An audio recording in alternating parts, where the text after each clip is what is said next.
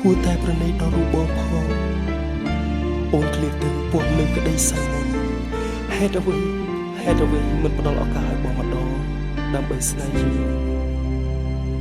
ថ្ងៃណាទៅទើបស្រីពើយល់ដល់ចិត្តបងរឿងកូនលងក្តីសៅមកគួរតែបំភ្លេចសូរីយ៉ារៀបអាស្ដងគុតលើផ្ទៃទឹកពុនលឺដូចពេជ្រចាំងរំលេចមិនអាចបំភ្លេចដំណងទឹកភ្នែកលើវិហារព្រះសូរិយារលត់រស្មីគង់មិនធ្វេព្រះច័ន្ទថ្លៃគ្មានថ្មីអនដែរព្រះគុំដោពិភពលោក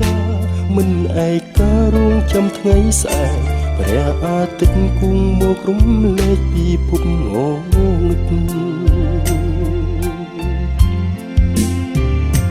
តើហេតុអ្វីផ្លែតែរូបខ្ញុំកើតទុកធំពុំមានស្រា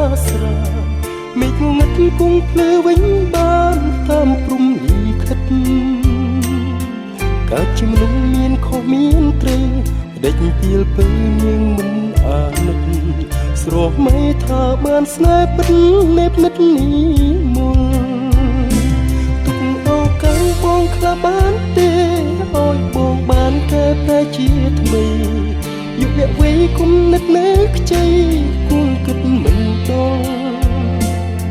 ថ្ងៃនេះភ្លៀងថ្ងៃស្អែកស្រឡាញ់ចិនគង់ច្បាស់អរក្តីអំពូគង់រសាផ្លែផ្កាស្នេហ៍យើងដល់ត្រើយសុខសាន្ត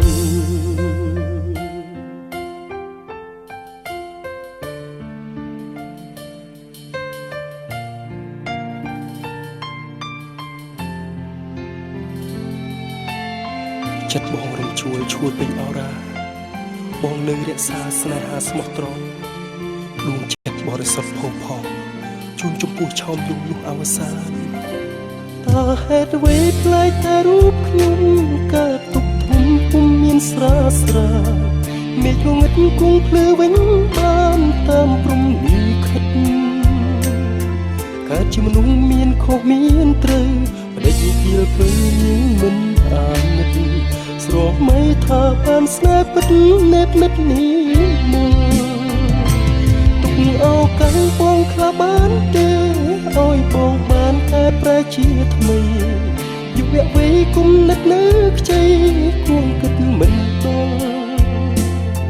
ថ្ងៃនេះភ្លៀងថ្ងៃស្អែកស្រឡាញ់ចិនគូខ្លាំងអរក្តីអំពើគូរសាផ្លែផ្កាស្នេហ៍យើងដល់ត្រើយសុខសាន្តថ្ងៃនេះភ្លៀងថ្ងៃស្អែកស្រឡាញ់ចិនគូច្បាស់អរក្តីអំពើគួររក្សាផ្លែផ្កាស្នេហ៍យើងបានដល់ត្រើយសុខសាន្ត